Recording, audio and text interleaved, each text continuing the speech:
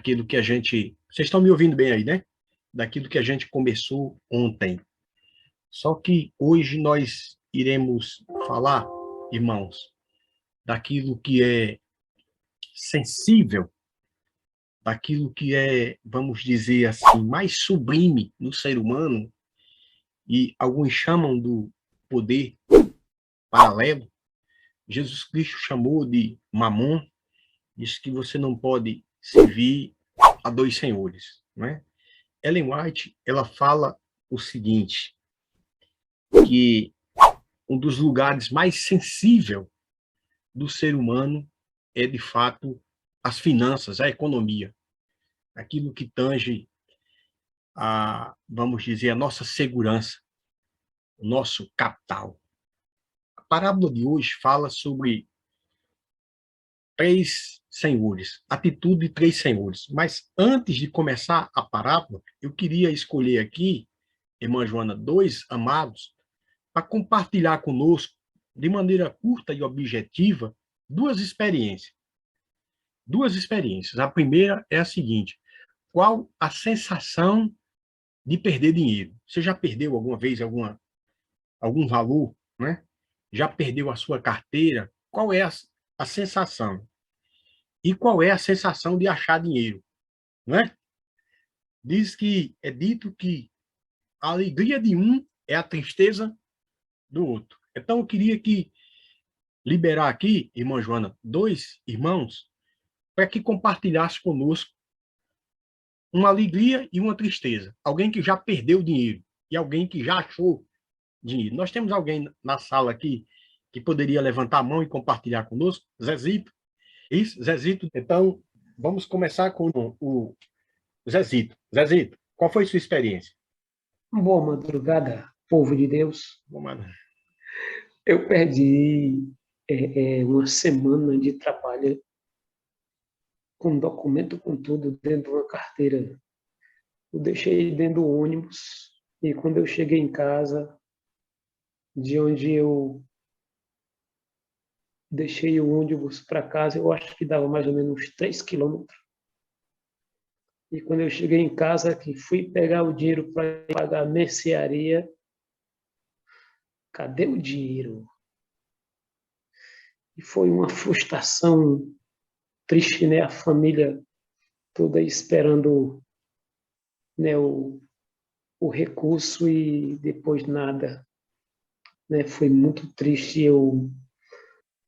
Isso já está com uns 30 anos, mas eu sempre lembro dessa cena, viu? Ok. Vamos para o próximo agora, Oliveira. Bom, foi essa sensação muito horrível. Na época eu estava fazendo algo indevido, em um local também ignorado, e ao retornar para onde eu estava ranchado, eu estava prestando serviço há algum tempo, e eu não perdi a carteira. Eu guardei um local e num relapso de tempo, para mim, eu havia perdido. E foi um momento muito angustiante, muito mesmo. Eu imaginava sair correndo atrás do ônibus de Sobral para Fortaleza, ver se eu acompanhava o ônibus para pegar essa carteira. E quando eu encontrei, completamente, tá certo? Também achar dinheiro, também achei e fiquei um pouco surpreso. Dinheiro pouco, mas era dinheiro. Ok. Obrigado. Vinha de Antônio Diogo para o interior de Aracoiaba. Eu passei em Aracoiaba, estava dando uma garoazinha, uma neblinazinha, e eu ia assim meio vexado com a minha família, minha esposa e minha filha. Aí, quando era no começo do real, eu avistei R$ 10 e apanhei rapidamente. E saí, mas saí com a minha consciência pesada, porque eu sabia que eu estava alegre por ter achado, mas quem perdeu estava triste. Aí eu cheguei lá adiante, eu deixei minha família num local lá, para não levar neblina, e voltei no local lá para ficar lá observando se eu percebia se alguém tinha perdido dinheiro para eu entregar. Infelizmente não achei, e eu vim para casa e com esse dinheiro eu paguei uma conta na bodega. Foi essa minha história. Obrigado. Ok. Jenny, é a última. Foi. Bem, a minha experiência foi de achar, né?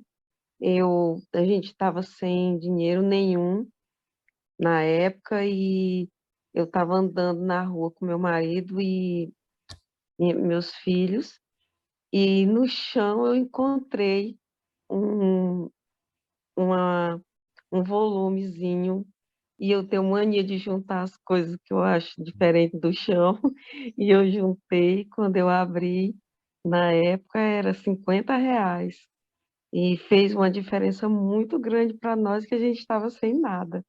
Então foi uma alegria muito grande mesmo, de encontrar aquele valor. Obrigado. Legal. Obrigado, irmãos. Muito obrigado. E vocês percebam uma coisa. Essa é a diferença segundo a parábola. A salvação e a perdição. Há um desespero quando você perde algo. E o que Jesus está falando aqui não é perder valores, mas é perder a vida. Vamos então para o texto bíblico, Mateus, capítulo 25, a partir do verso 14. Mateus, capítulo 25, verso 14. Diz o seguinte: o reino dos céus pode ser ilustrado como uma história de um homem que estava para fazer uma viagem, uma longa viagem. Ele reuniu os seus servos e lhe confiou o seu dinheiro. Veja só, ele confiou o seu dinheiro, as suas finanças aos seus servos, dividindo de uma forma proporcional à capacidade deles.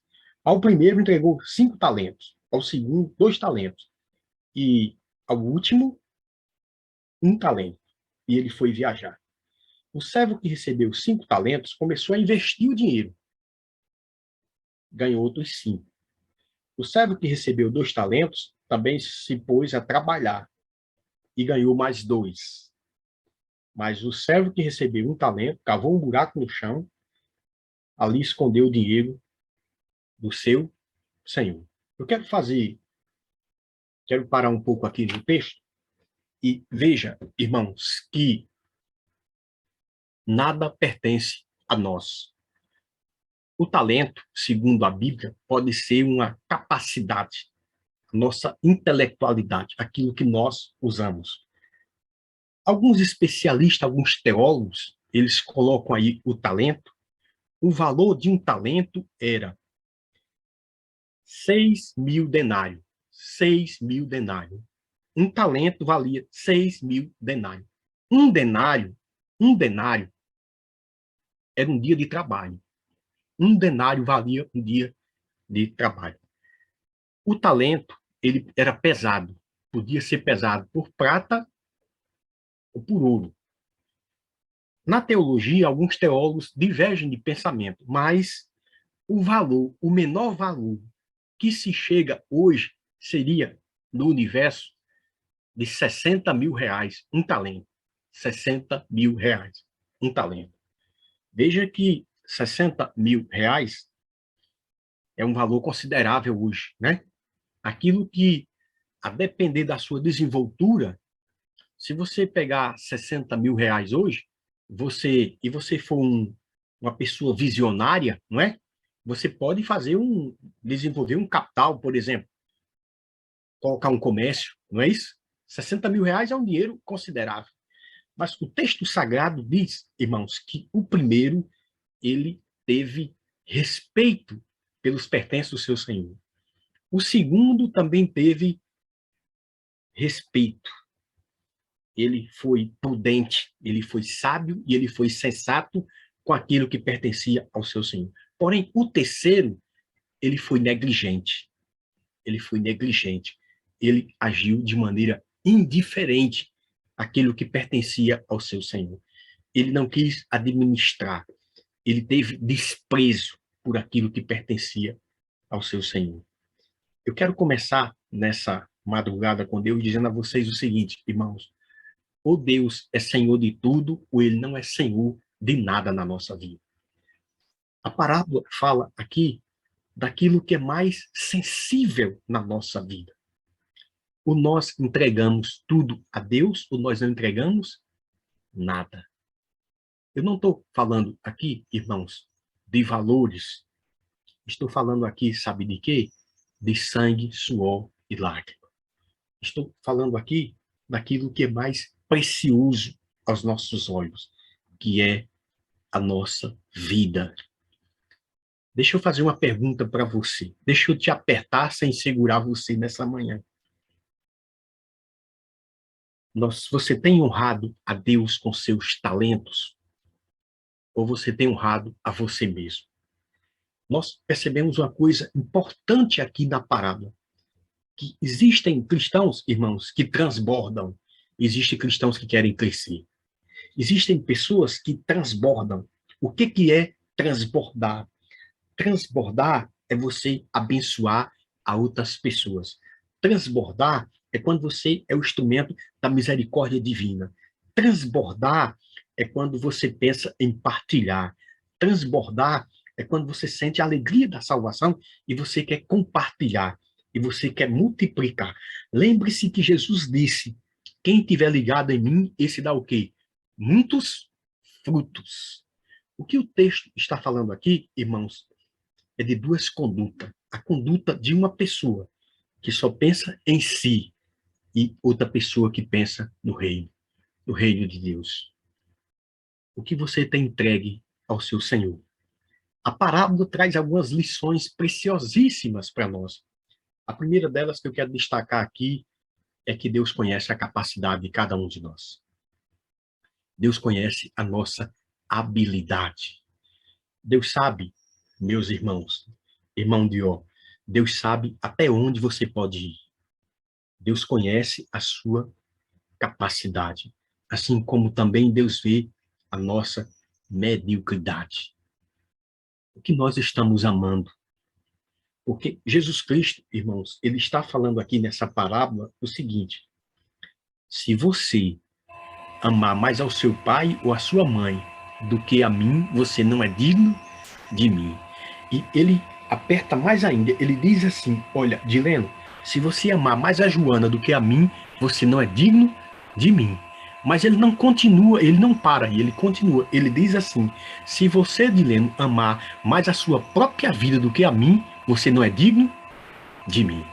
Sabe o que eu quero dizer para vocês? Moeda, finanças, fala de entrega. Fala de entrega. Não é o vil papel, não é a moeda, é aonde está o nosso coração. Jesus Cristo disse certa vez: onde estiver o seu tesouro, aí estará também o seu coração. Eu quero dizer para vocês, irmãos, quase já nessa manhã, você quer saber a fé do homem, Dilene? Meta a mão no bolso dele, viu? Você quer saber a fé do homem? Meta a mão no bolso dele.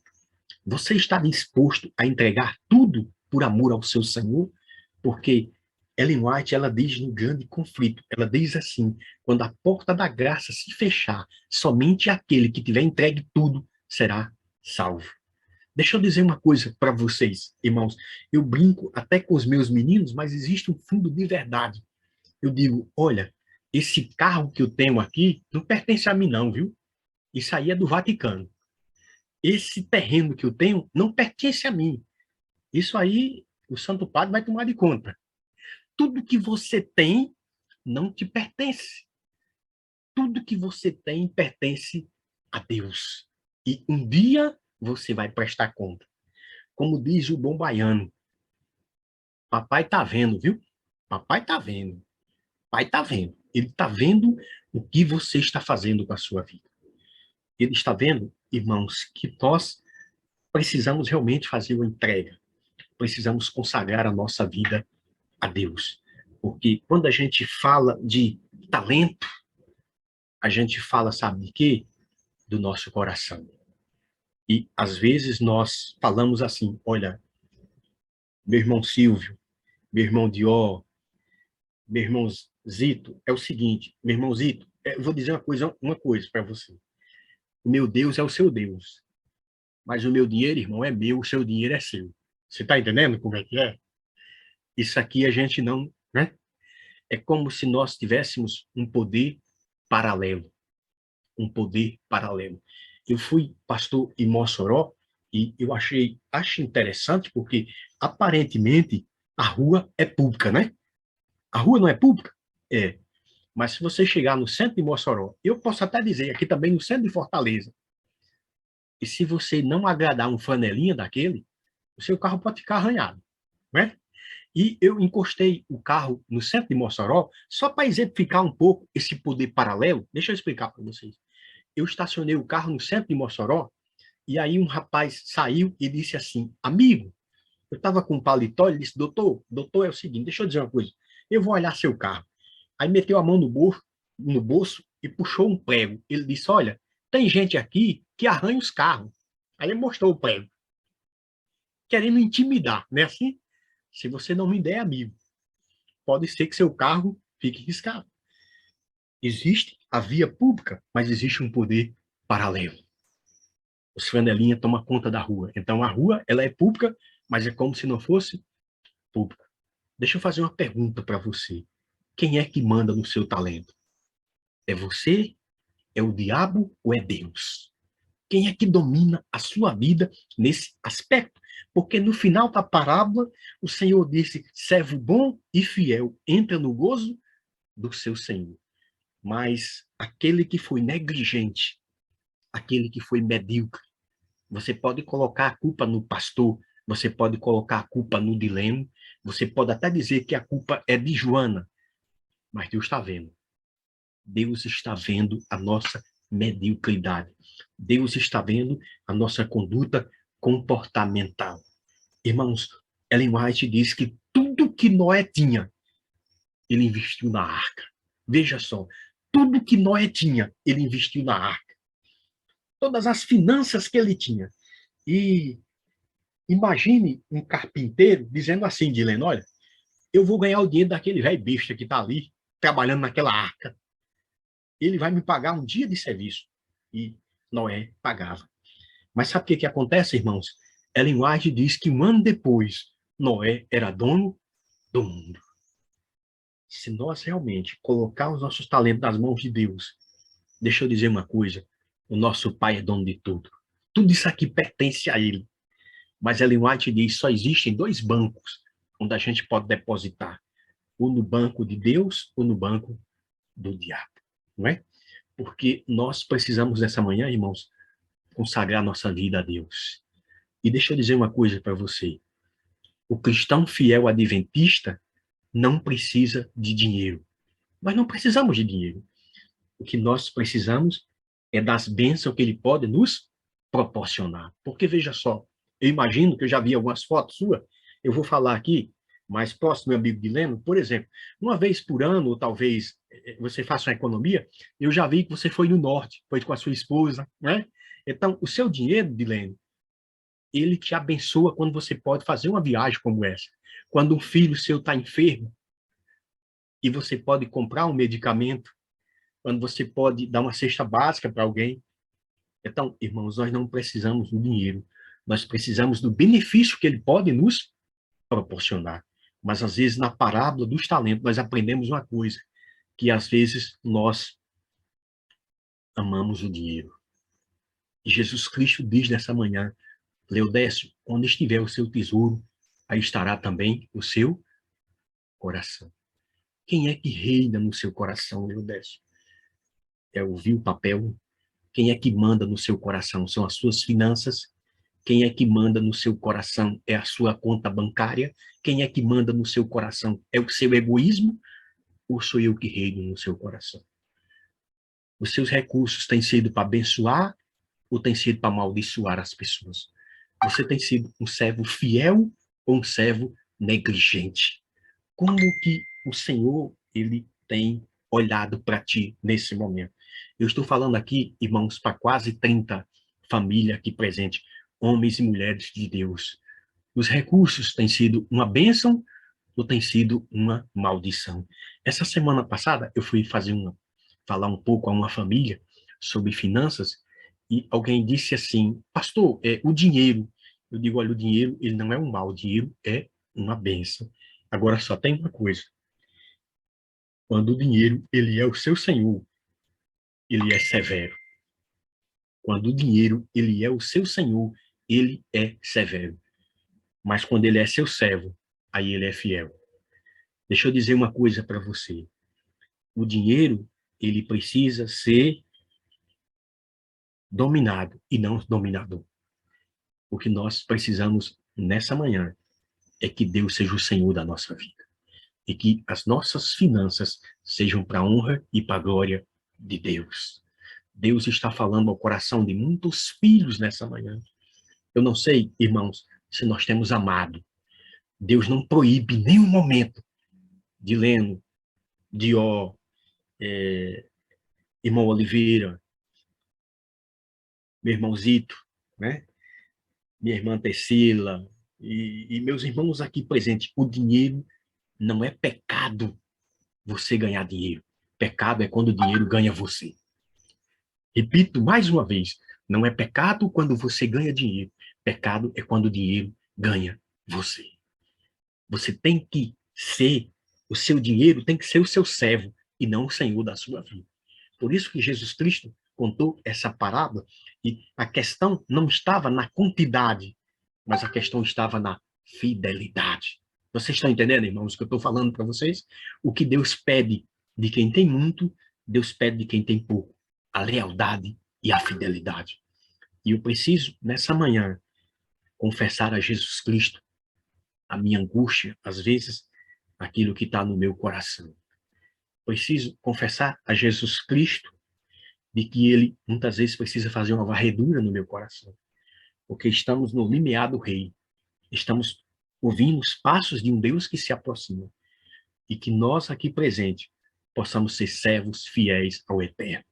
Aqueles que colocam as finanças de maneira equilibrada nas mãos de Deus. Porque, às vezes, meus amados irmãos, às vezes nós queremos parecer que temos, mas não temos. Eu até brinco e eu quero terminar minhas considerações dizendo para vocês o seguinte. Quero dizer para vocês o seguinte, um exemplo. Irmão Oliveira, se você tem uma moto de 100 mil reais, um exemplo, se você tem uma moto de 100 mil reais e você paga essa moto num financiamento, todo mundo pode pensar que você é rico, mas a sua família sabe que você é um miserável, porque você não vai ter condições de arcar com alguns compromissos, porque todo mês você tem que pagar a parcela dessa moto de 100 mil reais. Agora, se você tem 100 mil reais no banco e você tem uma moto de 10 mil, pode ser que você pareça pobre para os outros, mas para sua família você é rico. Você é rico para sua família. E eu quero fazer uma pergunta crucial nessa manhã. Você quer parecer ou você quer ser? Nós não parecemos. Nós somos filhos do Rei do Universo. Então, chega de parecer e seja um homem equilibrado financeiramente para a honra e glória de Jesus Cristo, a fim de que a sua família tenha dignidade, a fim de que você não tenha credores na sua porta, a fim de que as suas obras glorifiquem o seu Pai que está no céu, a fim de que você seja um servo e uma serva zelosa, a fim de que a sua lâmpada esteja acesa no poder do Espírito Santo.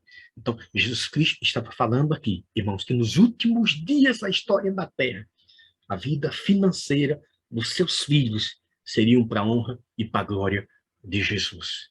Sabe, aquilo que a gente pode fazer, a gente faz.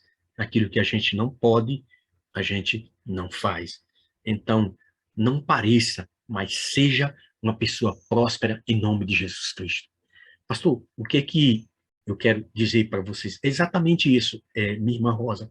O amor ao dinheiro, quando a gente ama, quando a gente tem o apego, quando você faz do dinheiro o seu senhor e não o seu servo, aí você peca.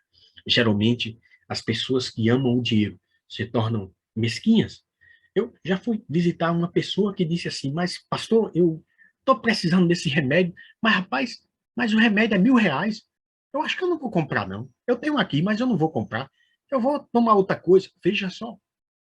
De fato, aí, irmã Rosa, essa pessoa ama o dinheiro, porque ele está negociando a sua saúde e dizendo, é melhor o papel, né, do que eu comprar o medicamento. Não cometa essa loucura.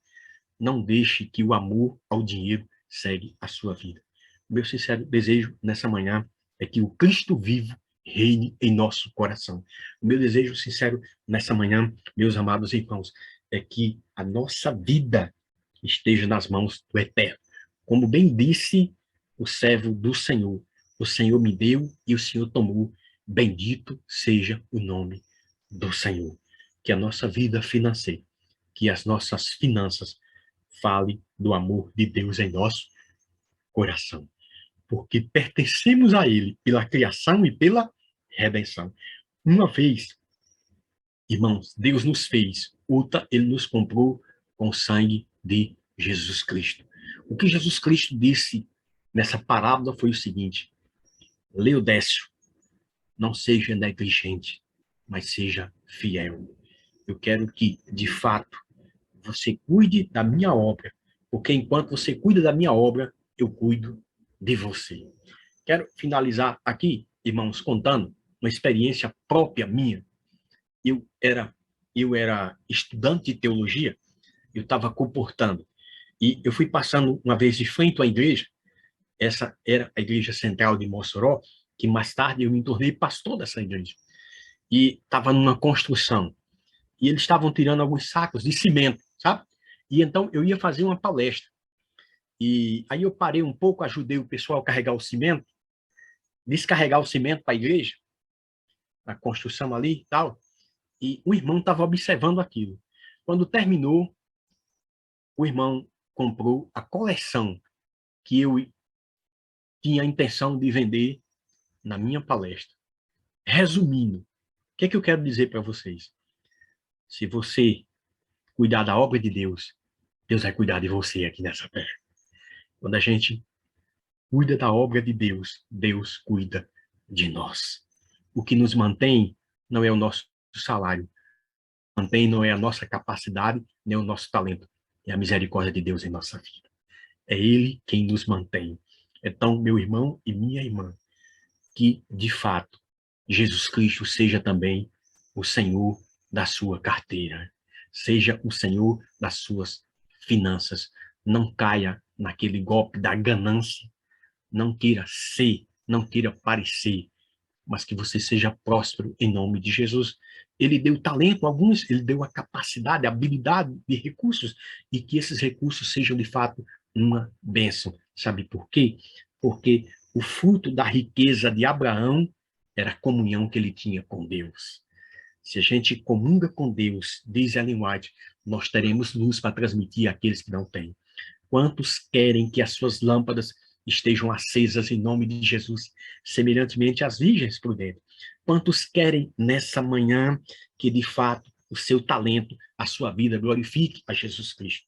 Aqueles que não estão com a câmera ligada, por favor, ligue só um minutinho, eu quero ver a sua mão, eu quero ver a sua resposta nessa manhã. Pastor, eu preciso realmente que o dinheiro não seja o senhor da minha vida, mas que seja servo. Eu quero que o meu dinheiro trabalhe para mim, eu não quero trabalhar para ele. Eu quero que ele atenda às minhas necessidades. Quantos querem colocar a sua vida financeira nas mãos de Jesus essa manhã? Vamos conversar com o nosso Pai Celestial. Bondoso Deus, nós bendizemos ao teu nome. Obrigado, Senhor, por a mensagem dessas duas parábolas. Na parábola das virgens, o Senhor fala que as nossas lâmpadas é o fruto da justiça de Cristo em nossa vida. Que a nossa lâmpada possa brilhar, que o nosso testemunho fale do amor de Deus em nossos corações. Pai, eu levanto as minhas mãos para abençoar os teus filhos nessa manhã. Que o amor de Deus esteja em nossos corações. Na parábola dos talentos, nós percebemos um servo que foi negligente. Nós não queremos ser negligentes. Nós queremos ser sábios na tua presença, Senhor. Que as nossas finanças, que a nossa família, que o equilíbrio financeiro seja para a honra e glória do seu santo nome. E do dia de entregar, que nós possamos entregar tudo em tuas mãos. É a nossa oração. Nós abençoamos teu povo nessa manhã, em nome de Jesus. Louvado, exaltado seja o nosso Deus. Deus abençoe, meus amados, cada um de vocês, e que, de fato, nós possamos, no final da nossa trajetória, receber a saudação dos lábios do Mestre. Bem-vindo, servo fiel. Foste fiel no pouco, sobre o mundo, eu te colocarei. Deus abençoe essa sala, nós estamos juntos. Acredito que na nosso próximo encontro será no final de janeiro. Pode colocar aí, viu, Dilane? Final de janeiro. Eu já estarei em Belém, mas estarei perto de vocês aqui, porque a nossa comunhão exército é o mesmo. Um abraço apertado, irmãos, que essa sala continue com a lâmpada acesa em nome de Jesus.